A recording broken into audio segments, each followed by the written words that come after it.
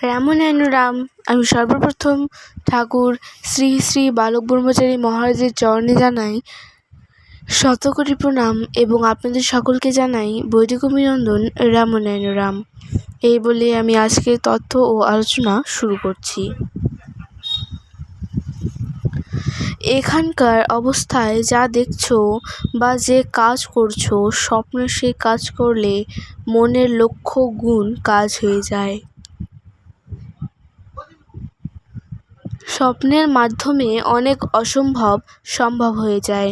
মনের সেই মাত্রা বা স্তরটা জাগ্রত অবস্থায় ধরে রাখতে পারলে জেগে থেকেও শূন্যে উঠে যেতে পারো। অর্থাৎ মন সেই মাত্রায় উপস্থিত হলেই জলের ওপর দিয়ে হাঁটা যায় বা শূন্যে ওড়া যায়। যোগীরা সবসময় ওই স্তরটা ধরতে চেষ্টা করেন। তোমার ক্ষমতার নির্দেশ হচ্ছে স্বপ্ন। তখন মনের কোনো দ্বন্দ্ব বা সন্দেহের অবকাশ থাকে না। কাজেই সেখানে যা করছো তাতেই সাকসেস। কারণ আগেকার জীবনের সব ক্ষমতা সূক্ষ্মে ভেসে ওঠে স্বপ্নে। সুতরাং সেই মন অনুযায়ী সব কিছু তোমার ভেতরে ভেসে উঠেছে এবং তুমি সব করতে পারছো। আর জাগ্রত অবস্থায় বাস্তবে অসম্ভব কি করে হবে ইত্যাদি ভাবনা ঘিরে ধরে এই অসম্ভবেই দাঁড়িয়ে থাকো। অর্থাৎ তোমার চেষ্টা না হওয়ার দিকে, না পাবার দিকে চলে যাচ্ছে। এটাও আবার ক্ষমতারই বিকাশ। স্বপ্নের কারণ কি? তোমার মনের বিকাশ কত দিকে কতভাবে চলতে পারে তা জ্ঞাত করে দেওয়া। তুমি ঘুমিয়ে আছো এক জায়গায়, স্বপ্নে আর এক জায়গায় গিয়ে কথা বলে আসছো, কত কাজ করে আসছো। মৃত্যুর পরে যাওয়াটাও ওইভাবেই। ঘুমটা মৃত্যুরই স্তর বিশেষ। যে ঘুরে এলো সে আত্মা। স্বপ্নটা তাই দিয়েছে, মৃত্যুর পরের অবস্থাটা জানান দেবার জন্য। প্রতিদিনের ঘুম সেই চিরন্তন ঘুমেরই ইঙ্গিত, অর্থাৎ মৃত্যুর পূর্বাভাস। মনে রেখো, এই আত্মার মতো, অর্থাৎ স্বপ্নে ঘুমন্ত অবস্থায় আত্মার মতো সেই আত্মা, অর্থাৎ মৃত্যুর পরে আত্মা ঘুরে বেড়ায়।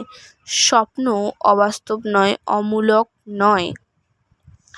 যেই কথা স্মরণে থাকবে সেটা অবাস্তব হতে পারে না। ঘটনাগুলি কি হচ্ছে সেটার দাম নেবে না, তবে মাত্রাটা বোঝা যায়। স্বপ্নে দেখছো বাইরে হিসি করছো, জেগে দেখলে বিছানায় হিসি করছো। ঘটনাটা বাইরে হয় না, ভেতরেই হয়। স্বপ্ন সত্য না হলে হিসি করতে না। মনের দিক থেকে যা হবে সেটাই সত্য। স্বপ্নে যাই দেখে থাকো, ঘটনা তো ঘটিয়ে নিচ্ছে।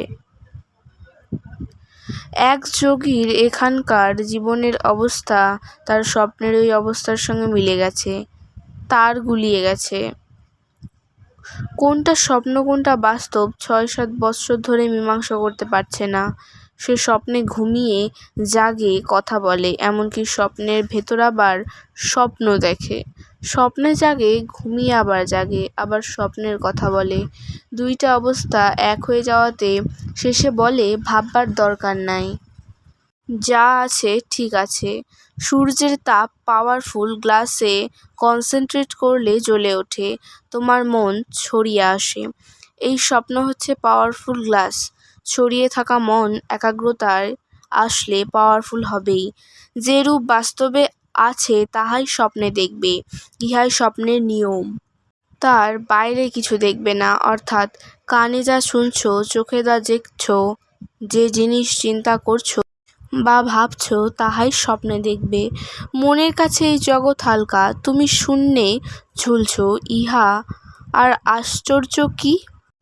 পৃথিবী শূন্যে ঝুলছে, তোমার দেহ আকর্ষণে রয়েছে, তুমি শূন্যে উঠছো, ইহা সহজাত স্বাভাবিক। এও কি সম্ভব? কি করে পারবো? এইসব ভাবনা আসে জাগ্রত অবস্থায়। এভাবেও ফগ আসে, তবে সূর্য হতে ফগ অনেক ক্ষুদ্র এবং অনেক ব্যবধানে রয়েছে। সত্যরূপ সূর্য, জ্ঞানরূপ সূর্য, মনরূপ সূর্য, বলরূপ সূর্য তোমার অন্তরে, তোমার ভেতরে বিদ্যমান। সন্দেহরূপ, সংস্কার রূপ সূর্য দ্বারা তোমার তেজরূপ সূর্যকে ঢেকে রেখেছে। তা দেখে নিরাশ হও না। তেজ আপন মনে বিস্তীর্ণতার মধ্যে রয়েছে। তুমি সবসময় বিকশিত অবস্থায়, প্রস্ফুটিত অবস্থায় আছো। ঘুম তোমার বিশ্রাম নয়, ঘুম তোমার ধ্যান। প্রকৃতি নিজের তন্দ্রায় নিজে বিভোর থাকে। এই ঘুম নাক ডাকার জন্য নয়, এই ঘুমে সমস্ত ইন্দ্রিয় মন একটা অবস্থায় থাকে। ঘুম মৃত্যুর সমকক্ষ, সমাধি চিরন্তন সমাধি। তুমি সবসময় সমাধিতে আছো। জাগরিত সমাধি সবসময় কার্যকরী হয় না বলেই এই সমাধি আনতে হচ্ছে। নিজের ব্যক্তিত্ববোধ বোঝার জন্যই সে সুর আনতে হয়। তোমার মনকে অর্থাৎ বিস্তীর্ণতার মাঝে রয়েছে যা সমাধিতে এনে আমি জানিয়ে দিচ্ছি। বাচালভাবে বেহুশভাবে চলে নিজের মনকে হেয় করো না।